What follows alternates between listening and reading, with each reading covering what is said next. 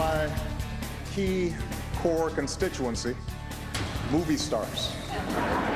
I pledge to be a servant to our president. Oh, yes. Celebrities are eager to support their candidate. It's as if... For centuries, the people had nowhere to turn, no one to look to for help, until he arrived. It is mind-boggling to me, the things that come out of people's mouths. Don't frack my mother. Don't frack me!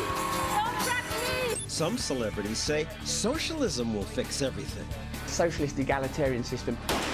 And more laws will stop gun violence like that in Newtown, Tucson, Aurora. But what do those same celebrities do for money? Aren't they hypocrites? I wish someone would confront them. Tonight, we'll try. Mr. Redford, isn't it deplorable that you're glamorizing the weather underground, a bunch of domestic terrorists? I'm speaking for the entire world. Vote for President Obama. You can't buy anything more effective. What makes these people experts? I'm not a doctor, but I play one on TV. That's our show tonight.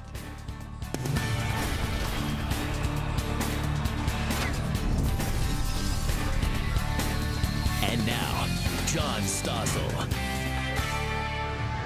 Hollywood has undergone mission creep. Actors don't just want to entertain us. Many now want to fix the world. And if an actor can use his fame to help the world, why not? The world needs fixing. Box office is nice, but the world office is more important. So actors do so-called public service commercials.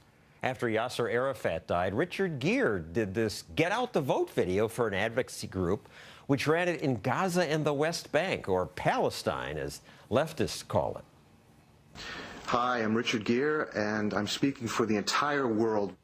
He speaks for the entire world? Seems pretty arrogant. He's an actor, a popular one, yes, but what gives an actor the right to speak for the entire world? Maybe because they're often portrayed as godlike? For centuries, the people had nowhere to turn, no one to look to for help, until he arrived. As long as there were people crying for help, there was one man who would never rest. Hercules. He's here in our studio. Actually, it's actor Kevin Sorbo, who played Hercules as well as other roles, and he's the unusual actor who pushes back against those in Hollywood who say, we actors know how to fix the world. You have a problem with Gere saying, I speak for the entire world? Well, I don't think he speaks for 7 billion people. I think he speaks for his own cause. So, and I think that happens quite a bit when people come out and talk. You know, you look at the actors that come out and went crazy over Bush with the war in Iraq and the WMDs that were supposed to be there but not there, and the uproar was huge and they had commercials and everything like that, but you don't see any of them speaking out about Benghazi, for instance. I mean, Benghazi is a huge scandal in my book. So they're dishonest, hypocritical. Yeah, I think they're hypocritical. I think that kind of rules the day within that town, and I think we all can be, you know, guilty of being hypocrites here and there. But it's amazing to me the number of people that want to push their agenda on you just because they're so-called superstars.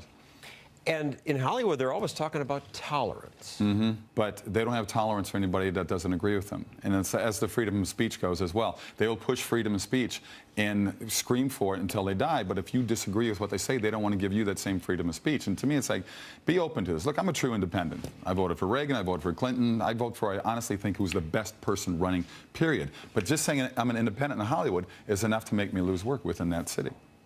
Really? Oh, yeah. There's no question about it. They would never come.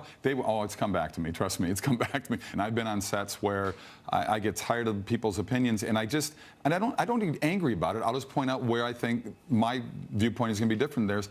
That's enough to get people to boom, shut off, turn off. They get angry. They get emotional. There's some and that's icky person. All they deal with is emotion. There's no facts that come along with it. When I came out and said I voted for Reagan, I was up in Canada actually with the other actors. They said, "You're against education." I went, "What? What do you mean I'm against education?" I have an after-school program called A World Fit for Kids. I work with over 12,000 kids. I have the best after-school program in the entire state. That you and your wife started for inner-city kids. For inner-city kids. Work with 12,000 kids. And the school district has a 54% dropout rate. We have a 98% graduation rate. But you're against education because you vote a certain way. It's the way. There's an indoctrination going on where they think they have to be this way and that way. But I keep asking, you know, socialism, where has it ever worked?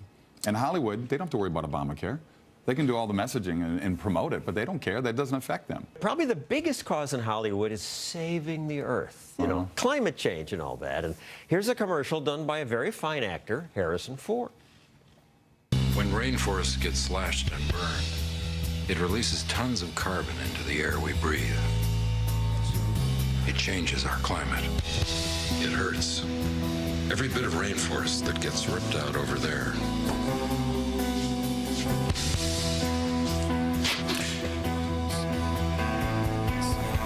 really hurts us over here. What? Waxing your chest hair in the rainforest? All right, it's a gimmick. Everybody wants to preserve the rainforest. I wouldn't mind so much if these actors weren't such hypocrites. Harrison Ford owns 7 airplanes, not 1, 7. He admits he once flew his jet to get a cheeseburger. It makes me wish someone would confront actors about stuff like that. This spring, someone did. Mr. Ford, any other plans to get your chest waxed again? To bring awareness to climate change? Thanks for the question. You still fly to get a cheeseburger? I guess you're driving a Honda Odyssey. Absolves you of owning 7 aircraft. Is it still 7, Mr. Ford? How do you recommend that Americans keep up with your carbon footprint?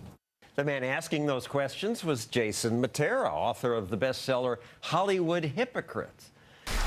Jason, Harrison Ford may be a hypocrite, but you're obnoxious.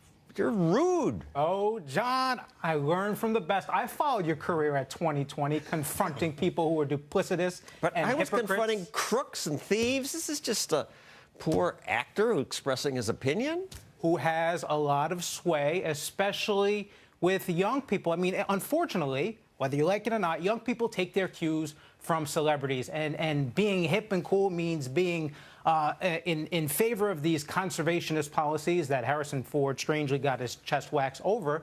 But I don't, and you know what? I don't care that he owns 7 airplanes. I would love to own 7 airplanes. But please do not lecture me, do not lecture the rest of us that we're on the precipice of global warming Armageddon while you have a Sasquatch-sized carbon footprint. And that's why I confronted him. And what you do, nobody comes close to doing. The press treats actors differently. I mean, the paparazzi annoy them, but reporters don't question them much. They want the exclusivity. The interviews are generally patty cake sessions. They won't actually grill them on substantive policy positions that the actors themselves have taken. It's not like out of the blue. I mean, I would like someone to ask Harrison Ford a serious question about his own personal carbon footprint. I mean, you and I and Kevin, we would have to walk around spraying aerosol cans in the air all day long just to keep up with his giant carbon footprint. Well, with 7 jets, we'd have to do more than that. Kevin, you're an independent, as you said before. You voted for Republicans and Democrats, but that makes him very unusual in Hollywood. Overwhelmingly, they support liberal Democrats. President Obama certainly, and that led to another pledge. I pledge to be of service to Barack Obama. I pledge to be a servant to our president and all mankind, because together we can. That was part of the Yes We Can campaign, and I obviously have a problem with it since my book's titled, No, They Can't. It points out that, yes, we can, if we means individuals, but to President Obama and Hollywood, we seems to mean government, and that's a dangerous idea.